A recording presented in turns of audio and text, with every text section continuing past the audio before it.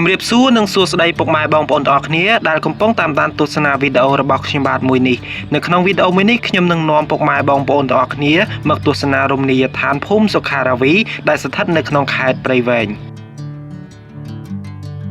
នេះគឺជាទស្សនវិជ្ជាដែលខ្ញុំបាទកំពុងធ្វើដំណើរចូលទៅកាន់រមណីយដ្ឋានភូមិសុខារាវីហើយនៅពេលដែលយើងមកដល់ច្រកចូលដំបូងនោះបងប្អូនអរគ្នាគឺគេតម្រូវឲ្យយើងកាប់សម្បត្តិម៉ូតូឬក៏សម្បត្តិឡានហើយយើងត្រូវទិញសម្បត្តិចូលដើម្បីមកទស្សនានៅក្នុងរមណីយដ្ឋានមួយនេះដោយសម្បត្តិគឺគេគិតម្នាក់ចំនួន 6000 រៀលហើយថ្ងៃដែលខ្ញុំទៅនឹងគឺខ្ញុំទៅ2នាក់អញ្ចឹងអស់ថ្លៃសម្បត្តិចំនួន 12000 រៀលតែនៅពេលដែលយើងទៅទិញសម្បត្តិហ្នឹងគឺគេឲ្យគូប៉ុងមកឲ្យយើងដែរបងប្អូនអរគ្នាចំពោះ2សម្បត្តិអញ្ចឹងយើងបានគូប៉ុងចំនួន2ដែលគូប៉ុងមួយគឺយើងអាចទៅដូរយកទឹកផ្លែឈើបាន1កំប៉ុងហើយគូប៉ុង2គឺយើងអាចដូរយកបាន2កំប៉ុងអញ្ចឹងយើងអាចយកទៅដូរនៅខាងក្នុងនោះបានគឺគេមានកន្លែងដូរហើយចំពោះទស្សនវិជ្ជានៃផ្លូវចូលទៅកាន់រមណីយដ្ឋានភូមិសុខារាវីនេះដោយដែលបងប្អូនឃើញនៅក្នុងវីដេអូមួយនេះអញ្ចឹងគឺគេរៀបចំដាំកូនឈើនិងរុក្ខជាតិតូចៗនៅតាមសងខាងផ្លូវអញ្ចឹងបងប្អូនអរគ្នាហើយនេះគឺជាផ្លូវដែលយើងជិះចូលយើងជិះខាងស្ដាំនៅពេលដែលយើងជិះចេញមកវិញគឺយើងជិះនៅខាងឆ្វេងដៃនោះដើម្បីជិះចេញមកក្រៅវិញហើយឥឡូវនេះគឺខ្ញុំបានមកដល់កន្លែងដែលគេផ្ញើម៉ូតូអញ្ចឹងយើងត្រូវយកម៉ូតូទៅទុកនៅកន្លែងនោះបន្តិចទៀតនេះខ្ញុំនឹងបង្ហាញពុកម៉ែបងប្អូនទាំងអស់គ្នាអំពីទស្សនវិជ្ជាទូទៅនៅក្នុងរមណីយដ្ឋានមួយនេះថាតើគេមានរបស់លេងអ្វីខ្លះឬក៏គេមានការតុបតែងយ៉ាងដូចម្ដេចអញ្ចឹងមកទស្សនាជាមួយខ្ញុំទាំងអស់គ្នាហើយនេះគឺខ្ញុំបានមកដល់កន្លែងលេងហើយបងប្អូនទាំងអស់គ្នាអញ្ចឹងយើងធ្វើការចូលទៅខាងក្នុងទាំងអស់គ្នាចំពោះទស្សនវិជ្ជានៅខាងក្នុងនោះនៅពេលដែលយើងមកដល់ភ្លាមគឺគេមានការតុបតែងលក្ខណៈរូបចម្លាក់សត្វហើយនឹងខាងលើនោះគឺដូចជាក្រុងអញ្ចឹងបងប្អូនទាំងអស់គ្នាគេធ្វើអំពីឈើត្រាសឈើហ្នឹងខ្ញុំមិនដឹងថាគេហៅអីដែរបងប្អូនតែតាមខ្ញុំដឹងគឺគេហៅក្រុងហ្នឹងឯងបន្ទាប់មកយើងធ្វើការដើរទៅខាងមុខបន្តទៀតខាងមុខនោះគឺគេកំពុងរៀបចំសាងសង់កន្លែងលេងបន្ថែមទៀតហើយដោយសារតែឥឡូវនេះគឺគេកំពុងរៀបចំសាងសង់អញ្ចឹងវាអត់ទាន់រួចរាល់ទេហើយយើងក៏អត់ដឹងថាវាមានលក្ខណៈដូចម្ដេចខ្លះដែរបើតាមមើលទៅតំណែងជាគេដាក់ទឹកក្នុងហ្នឹង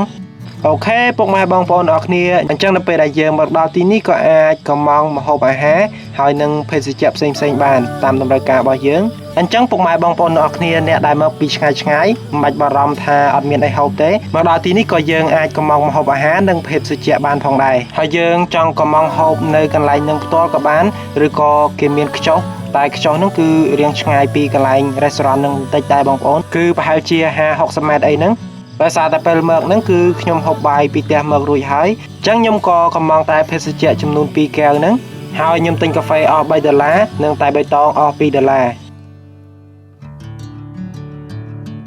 ប្រសិនបើយើងមិនចង់ចំណាយលុយទិញភេសជ្ជៈច្រើនក៏យើងអាចយកគូប៉ុងហ្នឹងទៅដូរយកទឹកផ្លែឈើបានដែរអញ្ចឹងគូប៉ុងមួយសន្លឹកគឺយើងអាចដូរយកទឹកផ្លែឈើបាន1កំប៉ុងតែថ្ងៃដែលខ្ញុំទៅហ្នឹងគឺអត់បានដូរគូប៉ុងហ្នឹងទេដោយសារទៅអត់ឃើញអ្នកលក់ទេហើយណាមួយក៏ខ្ញុំបានទិញកាហ្វេរួចហើយដែរ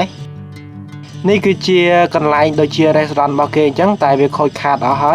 យឡើងហ្នឹងគេរុះរើក៏មិនក៏ខ្ញុំអត់ដឹងដែរនេះគឺជាទស្សនវិជ្ជានៅក្នុងរមណីយដ្ឋានមួយនេះដែលសម្បូរទៅដោយរុក្ខជាតិហើយនោះគឺជាស្រះទឹកដែលមានទៅដោយរូបចម្លាក់ដំរីជាច្រើន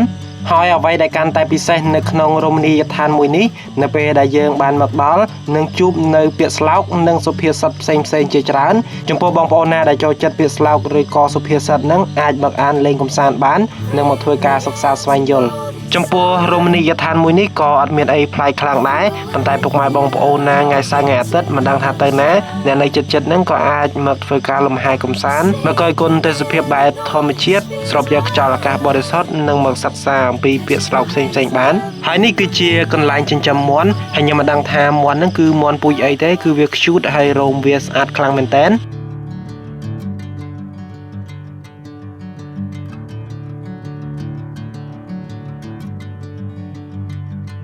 ខ្ញុំមកមិនទាន់បាន10នាទីផងបងប្អូនហើយភ្លៀងដាច់បាត់ទៅហើយកាលមកនោះមើលជើងមេឃមើលអីដែរឃើញមេឃស្លាស់ល្អទេស្រាប់តែពេលមកចិត្តដល់ស្រាប់តែមេឃខ្មៅអ៊ូញតែម្ដងបកក្រោយក៏មិនរួចចឹងមានតែមកមុខតែម្ដងតែមកមុខនឹងថាភ្លៀងមែន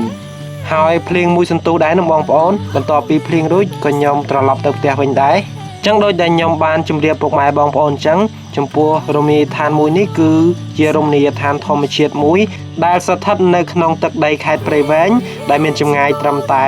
89គីឡូម៉ែត្រប៉ុណ្ណោះពីរាជធានីភ្នំពេញហើយស្ថិតនៅភាគឦសាននៃរាជធានីភ្នំពេញគឺនៅជាប់នឹងផ្លូវជាតិលេខ1នឹងឯង ហើយរមណីយដ្ឋានមួយហ្នឹងគឺមានផ្ទៃដីចំនួន80ហិកតាដែលស្ថិតនៅក្នុងស្រុកកំពង់ត្របែកខេត្តព្រៃវែង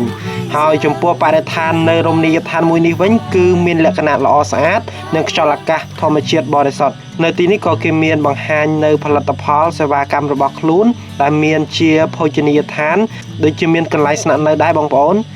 ហើយចំពោះនៅកន្លែងហ្នឹងក៏គេមានការចែករំលែកនៅចំណេះដឹងនិងការលើកកម្ពស់នៅខ្លឹមសារនិងវប្បធម៌ខ្មែរនិងទស្សនវិជ្ជាបែបព្រះពុទ្ធសាសនាតាមរយៈសុភាសិតនិងពាក្យស្លោកផ្សេងៗផងដែរអញ្ចឹងវីដេអូមួយនឹងក៏មានតែប៉ុណ្្នឹងដែរសូមអរគុណពុកម៉ែបងប្អូនអរគ្នាចំពោះការចំណាយពេលវេលាតាមដានទស្សនាវីដេអូមួយនេះតាំងពីដើមរហូតដល់ចប់បើចូលចិត្តវីដេអូរបស់ខ្ញុំបាទយ៉ាងគូ KH សូមកុំភ្លេចជួយចុច like និង Subscribe ដើម្បីទទួលបានវីដេអូថ្មីៗបន្តទៀតបាយបាយ